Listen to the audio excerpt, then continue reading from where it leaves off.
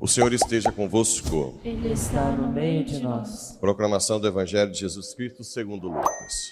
Glória a vós, Senhor. No 6º mês, o anjo Gabriel foi enviado por Deus a uma cidade da Galiléia chamada Nazaré, a uma virgem prometida em casamento, a um homem chamado José. Ele era descendente de Davi e o nome da virgem era Maria. O anjo entrou onde ela estava e disse: Alegra-te, cheia de graça, o Senhor está contigo. Maria ficou perturbada com essas palavras e começou a pensar qual seria o significado da saudação. O anjo então disse-lhe: Não tenhas medo, Maria, porque encontraste graça diante de Deus. Eis que conceberás e darás à luz um filho, a quem porás o nome de Jesus. Ele será grande, será chamado Filho do Altíssimo, e o Senhor Deus lhe dará o trono de seu pai Davi. Ele reinará para sempre sobre os descendentes de Jacó, e o seu reino não terá fim. Maria perguntou ao anjo: Como acontecerá isso, se eu não conheço homem algum? O anjo respondeu: O Espírito virá sobre ti, e o poder do Altíssimo te cobrirá com sua sombra. Por isso o menino que vai nascer será chamado Santo, Filho de Deus. Também Isabel, tua parenta, concebeu um filho na velhice. Este já é o 6º mês daquela que era considerada estéril, porque para Deus nada é impossível. Maria então disse: Eis aqui a serva do Senhor, faça-se em mim segundo a tua palavra. E o anjo retirou-se. Palavra da salvação. Glória a vós, Senhor. Caríssimos irmãos e irmãs radiovintes que nos acompanham pelas redes sociais. Essa profecia de Isaías é muito famosa. Dá muito pano para manga. Quando alguém estuda a Bíblia e vira exegeta e não tem humildade de obedecer o magistério da igreja, né? O único intérprete autêntico da Bíblia chama-se magistério da igreja. Não é um comedor de pique, não, comedor de pique, um reborréia que vai lá e faz doutorado e depois acha que é mais do que a igreja. Acontece demais isso, né? Vamos lá. É uma história meio, pede um sinal para cá, ele não quis, não pedirei nem tentarei. Fala para Acais pedir um sinal a Deus e Acais não quer pedir o sinal. Não pedirei nem tentarei. Disse o profeta: ouvi então o caso de Davi: será que achais pouco incomodar os homens? Pois bem, o próprio Senhor vos dará um sinal. Eis que uma virgem conceberá e dará à luz um filho, e lhe porá o nome de Emanuel. Aqui, sei lá, Isaías 7 é o primeiro Isaías, né? Mais de 600 anos antes de Cristo. Qual que é o pano para manga? Aprenda uma coisa. A Bíblia, ela tem autor principal quem? Quem é o autor principal da Bíblia? Quem falou? Deus. Muito bem. Quem é o autor secundário, o agente instrumental da Bíblia? Quem foi inspirado a escrever, certo? Mas o principal quem que é? Deus. Guardem uma coisa. Quando só a Bíblia é assim, o único livro inspirado diretamente por Deus é a Bíblia. Nem o catecismo é. O catecismo tem uma inspiração, mas não é a inspiração como sendo palavra de Deus viva. Na Bíblia, quando o autor, que é o agente secundário instrumental, escreve inspirado por Deus, não é necessário que o autor instrumental tenha consciência de tudo que está sendo profetizado. Entenderam ou não? Porque Deus tem. Qual é a discussão? É que os exegetas dizem: mas jamais aquele povo, naquele contexto, naquela cultura, dentro do judaísmo, saberia o que seria, teria consciência para escrever que uma virgem conceberá. Jamais. Isso não aconteceria nunca. E aí, muitos deles acham, não se esqueçam outra coisa. Nossos irmãozinhos evangélicos acham que a Bíblia caiu de zíper. Até o ano 1453, lá, ou um pouco mais ou menos, com a imprensa, cada Bíblia era escrita à mão, por um copista. Sim? Então, muitos acham que os discípulos de Mateus, porque essa frase ela está em Mateus 1, 23, não está? A virgem conceberá? Sim ou não? Nasceu da virgem concebida. Muitos acham que os discípulos de Mateus alteraram a palavra jovem e puseram virgem ao longo da história. Qual que é o problema disso aí? Que cai por terra essas teses. A palavra hebraica usada aqui chama alma. Alma quer dizer jovem pronta para casar. E provavelmente, então, se ela está pronta para casar, virgem, né? O que cai por terra que os discípulos de Mateus foram quem alteraram o texto? A Bíblia dos 70, que é aquela que passou da Bíblia hebraica para o grego, 200 e poucos anos antes de Cristo, pelo rei de Alexandria, pelos 70 sábios. Já contei essa história aqui para explicar a Bíblia protestante, a nossa. A tradução de hebraico para grego, eles traduziram Parthenos, que quer dizer o quê? Virgem. Ou seja, bem antes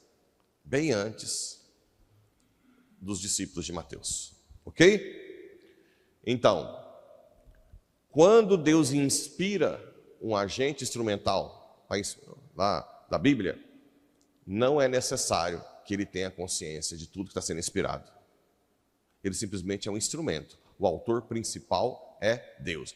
Isso é uma coisa que vocês têm que aprender com a Bíblia. A unidade da Bíblia, ela é 100% humana, 100% divina. Ela é análoga a Cristo, que é 100% humano e 100% divino. Você não pode ficar lendo Bíblia igual os exegetas que não são humildes, que querem descobrir eureka. Eu sou a última bolacha do pacote. Deus esperou que eu nascesse para descobrir a verdade que o magistério não consegue. Isso que mata a igreja, a soberba, né? Também com teólogos às vezes, que vão criando conjunturas. Bem, e o Evangelho? O Evangelho fala do anjo Gabriel, anunciação, né? Esse Evangelho a gente já analisou milhares de vezes, porque ele está presente em várias solenidades marianas, assim por diante. Mas alegra-te, cheia de graça, está em Zacarias, né? Rejubila-te, ou Malaquias. Cheia de graça, Kehiratomene, a tradução cheia de graça, não dá para saber direito o que é Kehiratomene em grego. Em grego seria toda graça. Não existe nada nela que não seja graça. É um dos textos usados para justificar a Imaculada Conceição, né? O Senhor está contigo. Maria ficou perturbada com essas palavras. Aí, toda intervenção, até Maria, com a intervenção de Deus, é muito acima de nós. Por isso que é importante a batalha espiritual, os anjos e os demônios. Porque se fosse para olhar essa carcaça fedida, como é que eu vou saber que daqui a um dia eu posso ser glorioso com Deus?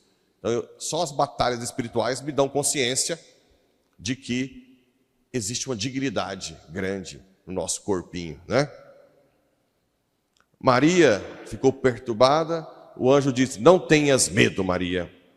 Essa frase que os papas vêm falando para nós, não tenhamos medo, não tenhas medo, João, Maria, José, porque encontraste graça diante de Deus.